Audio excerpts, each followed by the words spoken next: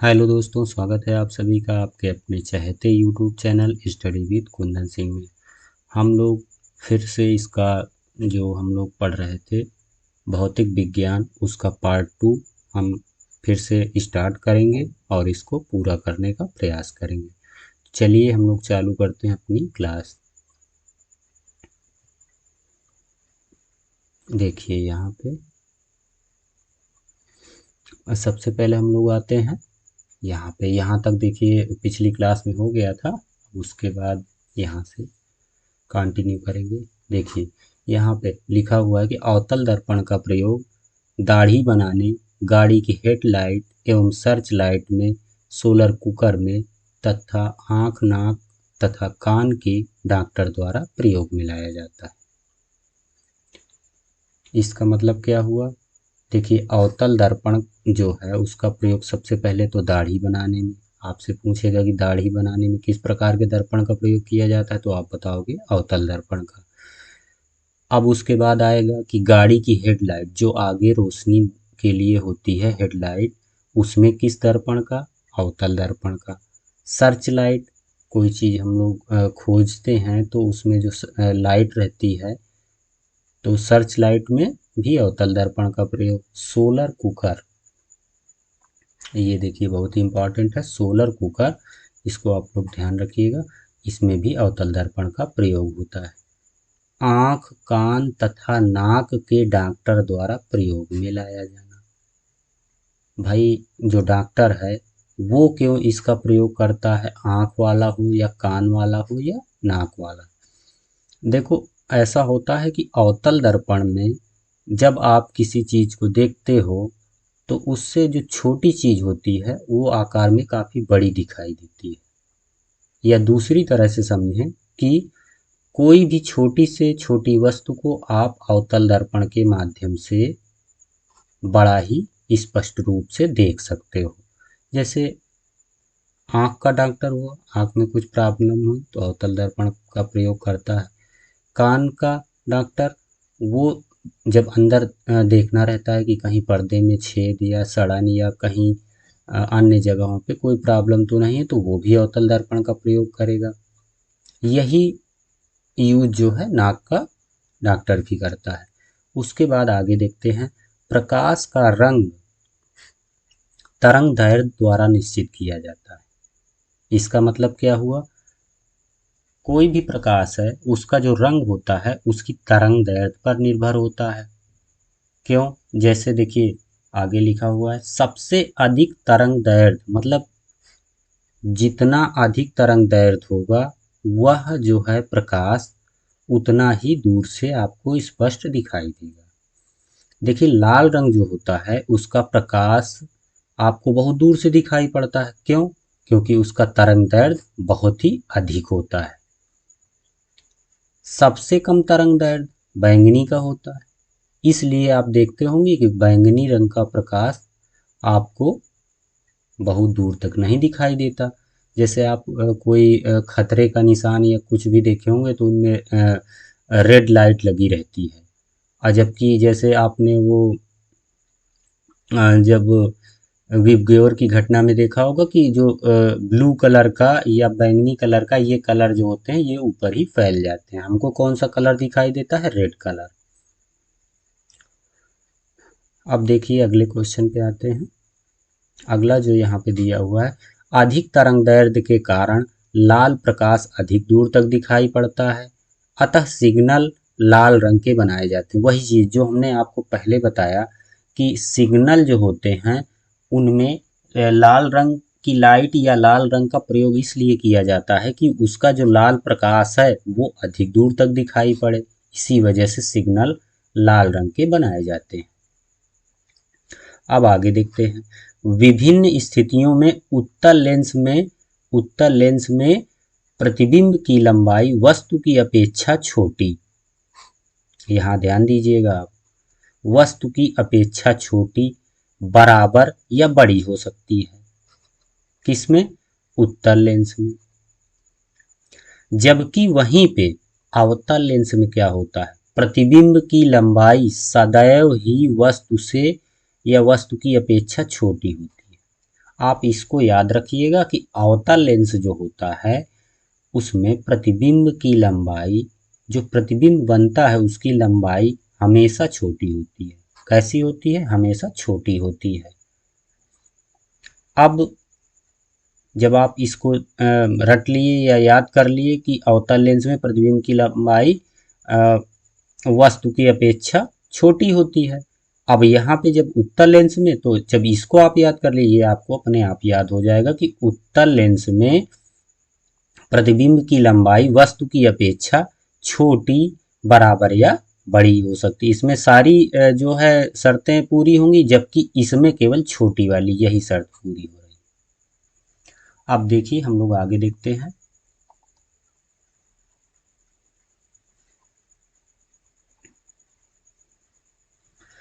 Motor वाहन जो होते हैं तो उनमें पश्च दृश्य दर्पण के रूप में उत्तल दर्पण का प्रयोग किया जाता है।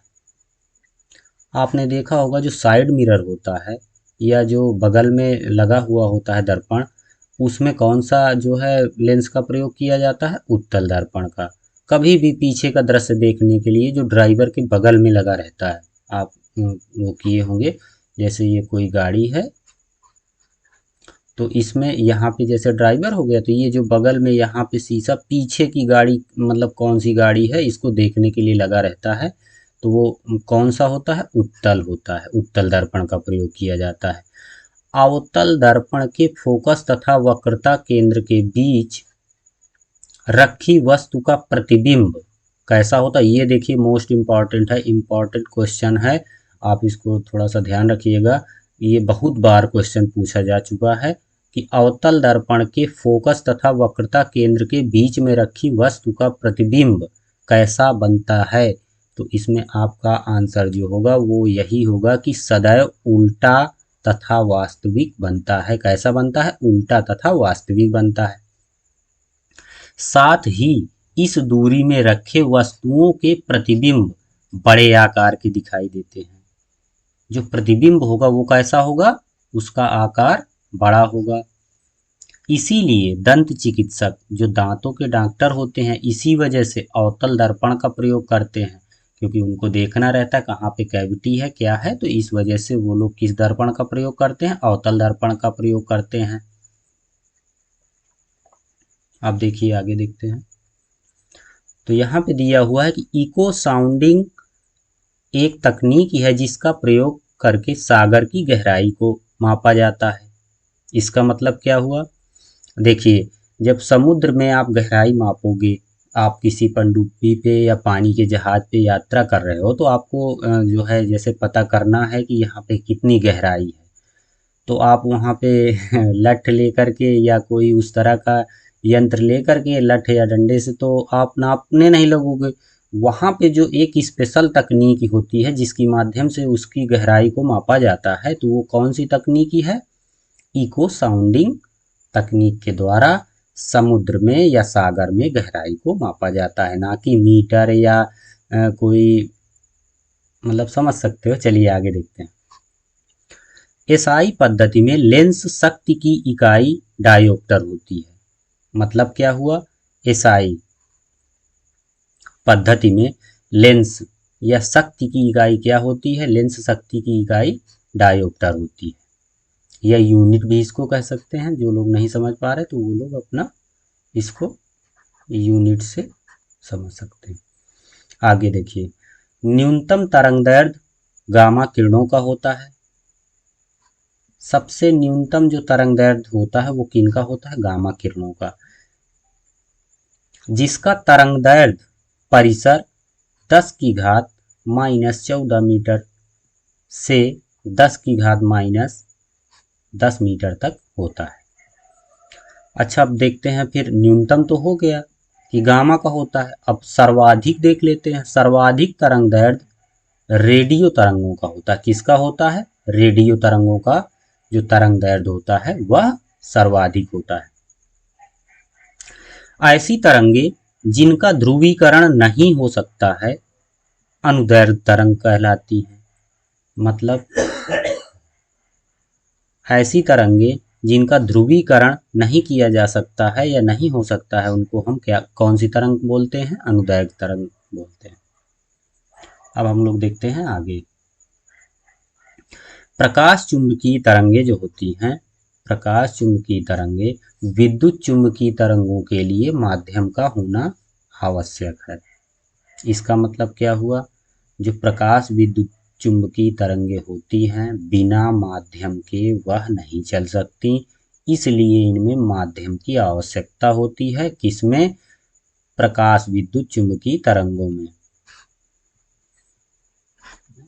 आवृत्ति का एसआई मात्रक हर्ट्ज होता है। आवृत्ति का एसआई में मात्रक क्या होता है? हर्ट्ज होता है। इसे यहाँ पे सॉरी गलत लिखा हुआ है शायद, इसको आप चेक कर लीजिएगा, यहाँ पे रॉन्ग है। आगे देखते हैं। बिग बैंग सिद्धांत का मुख्य आधार डॉपलर का प्रभाव है। मतलब क्या हुआ? जो बिग बैंग सिद्धांत था उसका मुख्य आधार क्या था? डॉपलर प्रभाव, जो कि सापेक्षिक गति की व्याख्या करता है। देखिए, ये बिग बैंग थ्योरी जब ब्रह्मांड की उत्पत्ति हुई थी उसी समय प्रकाश में आई थी। कौन सी? Big bang theory. इसी से पता चला था कि मध्य में कौन है और उसके चारों तरफ कौन चक्कर लगा रहा है। देखिए आगे देखते हैं। दूरबीन। दूरबीन से दूर की वस्तुएं देखी जा सकती हैं। ये तो भाई सब लोग जानते हैं कि दूरबीन से दूर की वस्तुएं देखी जाती हैं। आगे क्या है इसमें विशेष, तो देखेंगे। दूरबीन एक प्रकाशिकी यंत्र होता है, चलिए ये भी ठीक है, जिसके द्वारा दूर स्थित वस्तु का प्रतिबिंब आंख पर बड़ा दर्शन कोण बनाता है, जिससे वह वस्तु आंख को बड़ी दिखाई देती है। मतलब क्या हुआ? दूरबीन एक प्रकाशिकी यंत्र होता है जिसके द्वारा दूर स्थित वस्तु का प्रतिबिंब, यहाँ पे देखिए प्रतिबिंब, आंख पर बड़ा दर्शन कोण बनाता है। जब आप दूरबीन का प्रयोग करेंगे तो प्रतिबिंब जो होगा तो वो आंख पर बड़ा बनेगा, जिससे वह वस्तु आंख को बड़ी दिखाई देती है। अब इसके बाद आगे देखते हैं दूरबीन का आविष्कार किसने किया था। तो जो दूरबीन है, तो दूरबीन का आविष्कार गैलीलियो ने किया था। सर्वप्रथम जो है, सबसे पहले रोमर ने प्रकाश की चाल को मापा था। रोमर एक वैज्ञानिक थे, उन्होंने प्रकाश की चाल को सबसे पहले मापा था।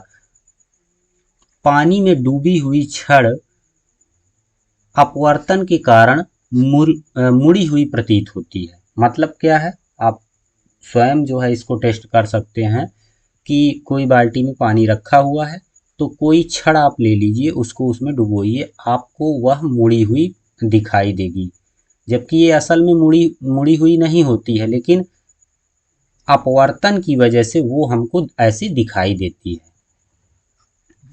रेगिस्तान में यात्रियों को कुछ दूरी पर पानी होने का भ्रम होता है।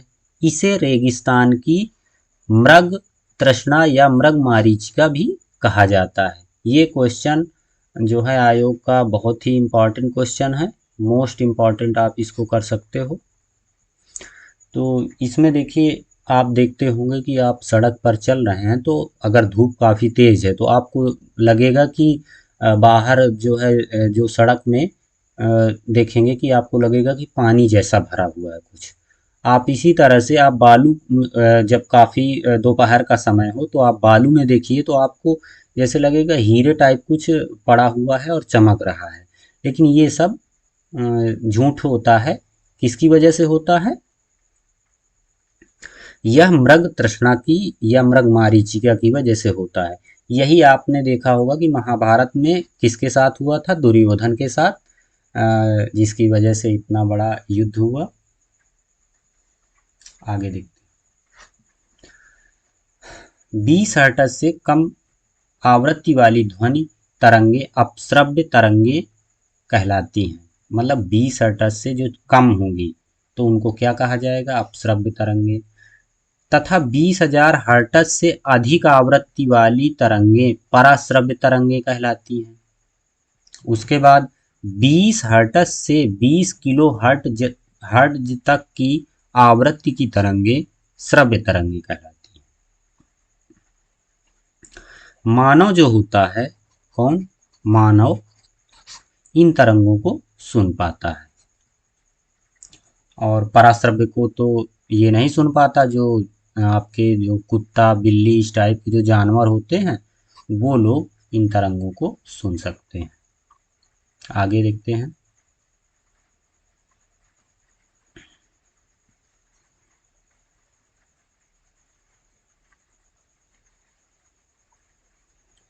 तो हम लोग आते हैं यहाँ पे।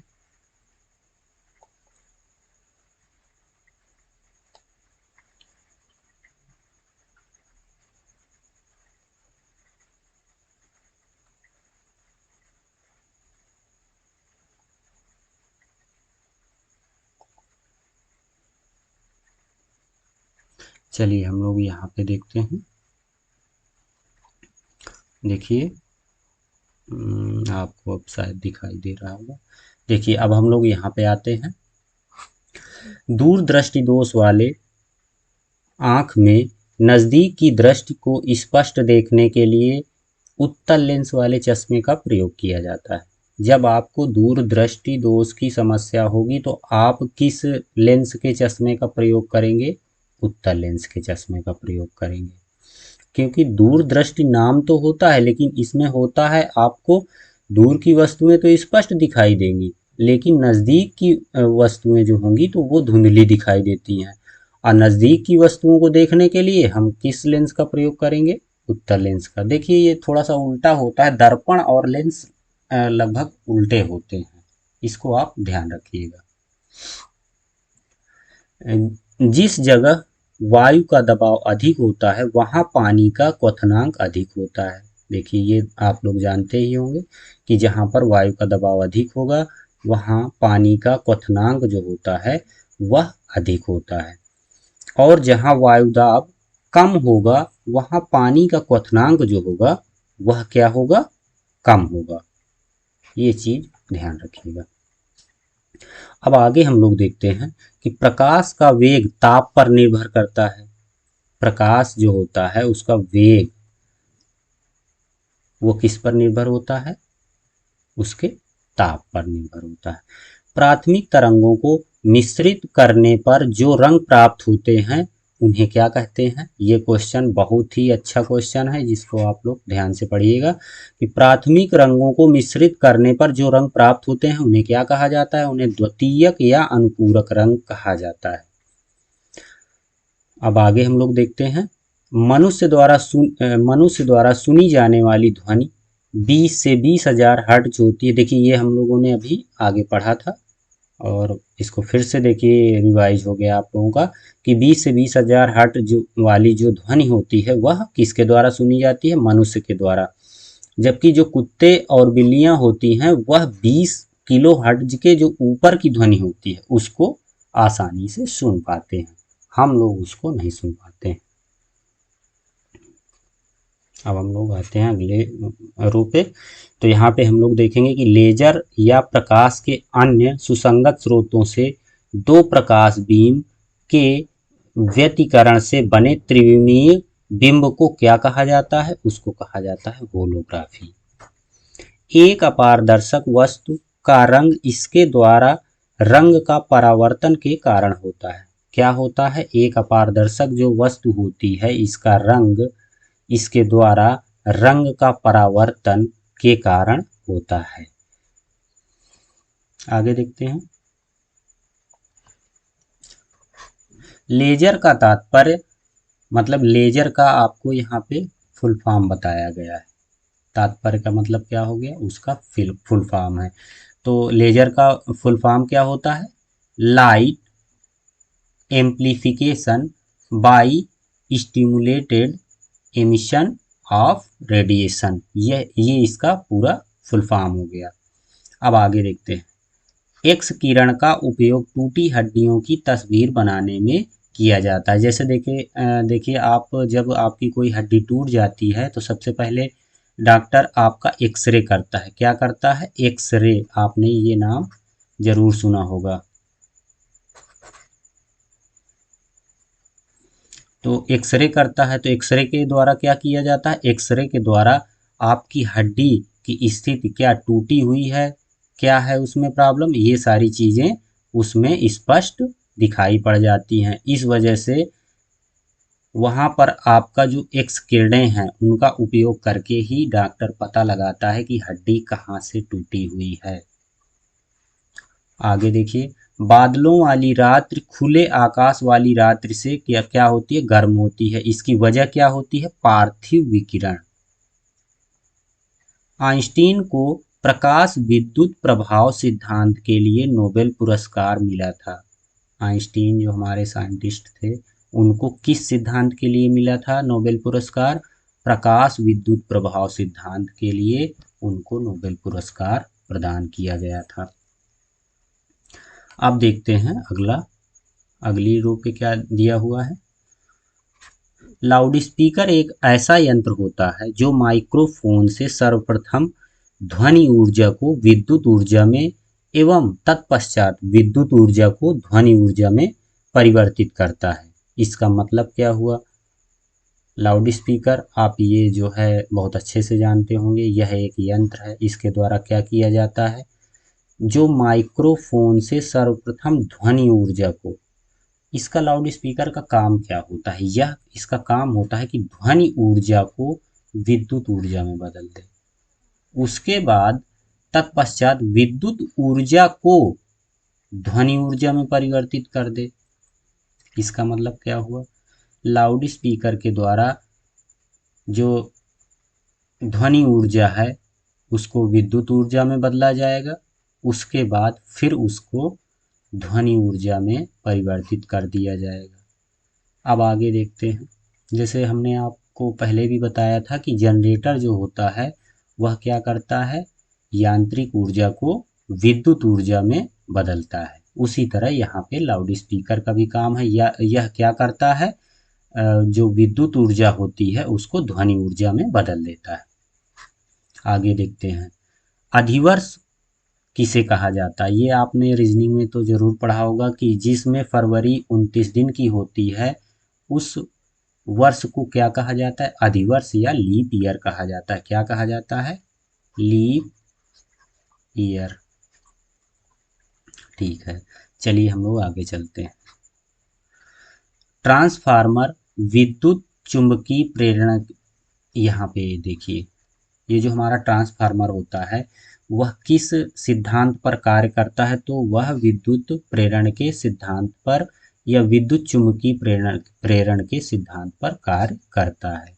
आगे देखते हैं, जिन पदार्थों से होकर विद्युत धारा प्रवाहित नहीं होती है उनको क्या कहते हैं।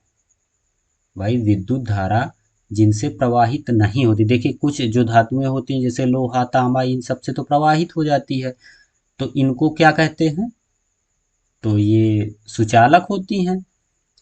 अब उसके बाद कुछ ऐसी धातुएं होती हैं जिन पे विद्युत प्रवाहित नहीं हो सकती, तो उनको क्या कहेंगे, कुचालक कहेंगे। उसका एक नाम और क्या होगा, विद्युत रोधी भी कहा जाता है। जैसे लाख हो गया, सीसा हो गया, एबोनाइट हो गया, कास्ट हो गया, रबड़, अभ्रक, सल्फर, शुष्क हवा, सिल्क आदि, ये सब क्या है, विद्युत रोधी हैं। आगे देखते हैं, तड़ित चालक का आविष्कार किसने किया था, बेंजामिन फ्रैंकलिन ने कब किया था, 1752 ईस्वी में किया था।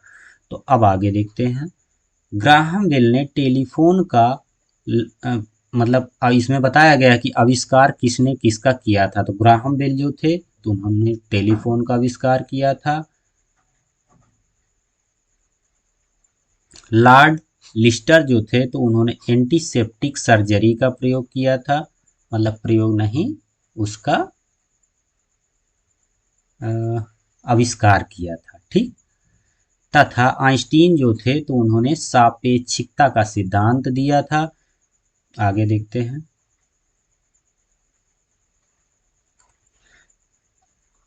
किसी चालक तार का प्रतिरोध तापमान बढ़ने के साथ क्या होता है, बढ़ जाता है। शुद्ध पानी विद्युत का खराब सुचालक होता है। मतलब आप शुद्ध पानी में आप विद्युत को अगर चलाएंगे या उसमें आप विद्युत का प्रयोग करेंगे तो वो जो है बड़ी धीमी गति से चलेगी विद्युत। मतलब उसकी चाल पानी में जो शुद्ध पानी होगा तो उसमें धीमी रहेगी, और अगर वहीं पे दूषित पानी है या मिलावट वाला पानी है तो उसमें जो है वो बड़ी तेजी से गति करेगी। तो यही यहाँ पे दिया हुआ है। धातुएं अच्छी चालक होती हैं। जो धातुएं होती हैं वह अच्छी चालक होती हैं क्योंकि उनमें मुक्त इलेक्ट्रॉन होते हैं। क्या? मुक्त इलेक्ट्रॉन होते हैं किसमें? धातुओं में। परमाणु वैद्युत उदासीन होता है। जो परमाणु होता है वह विद्युत उदासीन होता है। सूर्य की असीमित ऊर्जा का स्रोत क्या है? जो सूर्य है हमारा, तो उसकी जो ऊर्जा है, कितनी असीमित ऊर्जा उसके पास होती है, तो उसका स्रोत क्या होता है? नाभिकीय संलयन या न्यूक्लियर फ्यूजन होता है।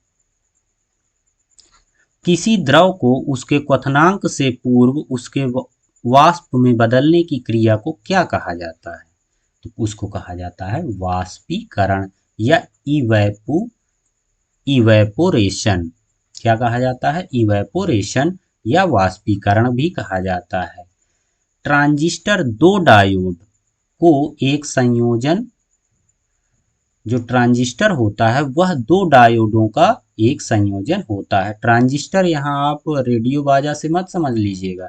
जो ट्रांजिस्टर आप देखेंगे कोई भी यंत्र है तो उसके अंदर इलेक्ट्रॉनिक यंत्र है तो उसमें ट्रांजिस्टर होते हैं जो दो डायोडों से मिलकर के निर्मित होते हैं।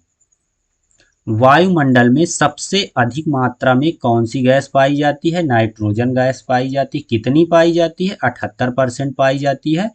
21% ऑक्सीजन पाई जाती है। कहाँ पर? वायुमंडल में पूछा जा रहा है।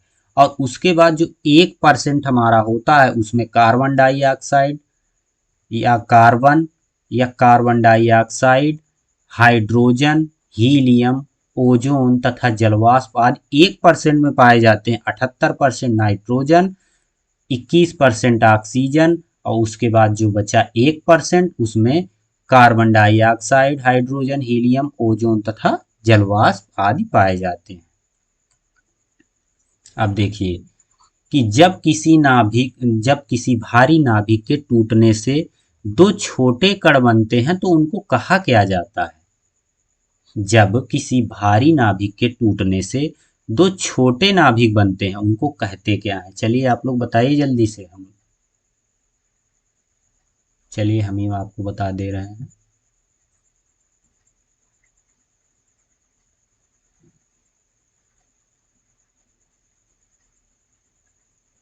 देखिए यहाँ पे दिया हुआ है कि जो कण होते हैं उनमें विशाल मात्रा में ऊर्जा उत्सर्जित होती है। इस क्रिया को क्या कहते हैं? नाभिकीय विखंडन कहते हैं। उसके बाद देखिए आगे देखते हैं। घर्षण से ऊष्मा उत्पन्न होती है। आप देखे होंगे कि जब आप ठंडा मौसम होता है ठंडी का, तो आप दोनों हाथों को रगड़ते हैं तो धीरे धीरे गर्म हो जाते हैं। या आप देखे होंगे कि कोई भी चीज़ है, जैसे किसी भी वाहन का टायर हो गया, वो भी घर्षण की वजह से जो है आगे बढ़ता है, और उसके बाद ज़्यादा घर्षण हो गया और ज़्यादा गर्मी हो गई तो वो फट भी जाते हैं। किस वजह से? क्योंकि घर्षण से ऊष्मा उत्पन्न होती है। परमाणु के नाभिक का आकार 10⁻⁻15 मीटर कोटि का होता है। ओजोन को O3 से डिनोट करते हैं। और उसके बाद देखिए ओजोन एक गैस है। यह समुद्र की सतह से लगभग 60 किलोमीटर की ऊंचाई पर पाई जाती है। कौन? Ozone gas. कितनी दूरी पर? 60 किलोमीटर की दूरी पर या ऊंचाई पर पाई जाती है। उसके बाद देखिए स्ट्रेटोस्फेयर या समताप मंडल, यह पृथ्वी से 18 से 20 किलोमीटर की ऊंचाई पर पाई जाती है। कौन? स्ट्रेटोस्फेयर या समताप मंडल पृथ्वी से 18 से 20 किलोमीटर की ऊंचाई पर पाई जाती है। जो सुपर कंडक्टर होता है उसकी चालकता क्या होती है? उसकी चालकता अनंत होती है। सुपर कंडक्टर की चालकता अनंत होती है। विद्युत और चुंबकत्व का गहरा संबंध होता है। इसका पता यहाँ पे देखिए, ये इम्पोर्टेंट है। इसका पता सर्वप्रथम किसने लगाया था? मैक्सवेल महोदय ने लगाया था। विद्युत और चुंबकत्व का पता किसने लगाया? मैक्सवेल ने लगाया। खाद्य ऊर्जा को हम कैलोरी में मापते हैं। जैसे आप जानते होंगे कि जो हमारा मानक है गवर्नमेंट के द्वारा कि प्रत्येक व्यक्ति को जो गांव में रह रहे हैं उनको 2400 कैलोरी प्रतिदिन की आवश्यकता होती है, और जो शहरों में निवास कर रहे हैं उनको 2200 कैलोरी प्रतिदिन की आवश्यकता होती है। इतनी ऊर्जा उनको आवश्यकता होती है जीवन को अच्छी तरह से जीने के लिए। तो कैलोरी हमारी खाद्य ऊर्जा की मापक होती है। हाइड्रोजन बम न्यूक्लियर फ्यूजन या नाभिकीय संलयन के सिद्धांत पर बनाया जाता है। हाइड्रोजन बम किसके आधार पर बनाया जाता है? नाभिकीय संलयन के सिद्धांत पर बनाया जाता है। रैम। रैम क्या होता है? रैम कंप्यूटर में पाया जाता है। रैम का फुल फॉर्म होता है रैंडम एक्सेस मेमोरी। इसका जो है फुल फॉर्म ही अक्सर पेपर में पूछा जाता है, ये कंप्यूटर से संबंधित है। एक बाइट में कितना बिट्स होते हैं या बिट होते हैं? 8 बिट होते हैं। एक निबल में 4 बिट होते हैं। देखिए कभी मौका मिला तो अच्छे से हम लोग इसको डीप में पढ़ेंगे। कभी क्या आप लोग जो है सपोर्ट करिए, जल्दी से जल्दी जो है 1000 सब्सक्राइबर पूरे करवाइए। फिर हम आपको जो आप लोगों ने ऑफलाइन या ऑनलाइन कोचिंग में नोट्स बनाए होंगे या पढ़े होंगे, उस तरह की क्लासेज आपकी जो है हम लोग आपको प्रोवाइड कराएंगे। तो आप लोग सपोर्ट करते रहिए। एक बार हमसे भी साइंस पढ़कर देख लीजिएगा कि कैसा पढ़ाते हैं। और सब जो है क्लासें आपको एक स्पेशल टीचर से एक ही क्लास आपको प्रोवाइड कराई जाएगी, जैसे एक ही विषय की क्लास आपको वहाँ पे मिलेगी। चलिए आप लोग भी लगे रहिए, तैयारी भी करते रहिए और ज़्यादा से ज़्यादा सब्सक्राइब और शेयर भी करते रहिए चैनल को। सिलिकॉन एक सेमीकंडक्टर है। इसका प्रयोग कंप्यूटर के चिप बनाने में किया जाता है।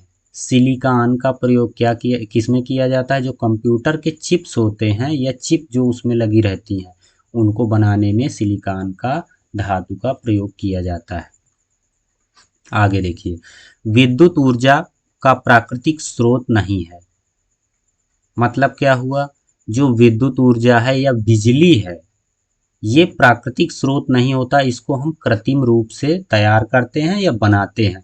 जबकि जो हमारी लकड़ी हो गई, कोयला हो गया, सूर्य हो गया या सूर्य से प्राप्त ऊर्जा हो गई, ये सब तो प्राकृतिक स्रोत हैं। इनको हम कृत्रिम विधि से तो बना नहीं रहे, इस वजह से ये सब जो है हमारे प्राकृतिक स्रोत हो गए। जबकि विद्युत ऊर्जा हमारा जो हो गया वह प्राकृतिक स्रोत नहीं है, यह कृत्रिम तरीके से बनाया जाता है। आगे देखते हैं, रमन प्रभाव की खोज 1930 में किसने की? सर चंद्रशेखर वेंकट रमन ने की थी। भौतिकी का नोबेल पुरस्कार भी इनको प्रदान किया गया था इसी खोज की वजह से। किसकी वजह से? रमन प्रभाव की खोज की वजह से। इस प्रभाव की खोज की तिथि 28 फरवरी को राष्ट्रीय विज्ञान दिवस के रूप में मनाया जाता है। मतलब क्या हुआ कि 28 फरवरी को इन्होंने रमन प्रभाव की खोज की थी, तो उस दिन को किस जो है उस दिवस के रूप में मनाया जाता है? तो उस दिन राष्ट्रीय विज्ञान दिवस के रूप में 28 फरवरी को मनाया जाता है। रेडियो कार्बन कार्बन 14 का प्रयोग किसी पदार्थ की आयु का निर्धारण करने में किया जाता है। मतलब रेडियो कार्बन या कार्बन डेटिंग के लिए कार्बन 14 का प्रयोग किया जाता है। इसके द्वारा किसी भी पदार्थ की आयु, वह कितना पुराना है पदार्थ, इसका पता हम लोग लगा सकते हैं। आगे देखते हैं,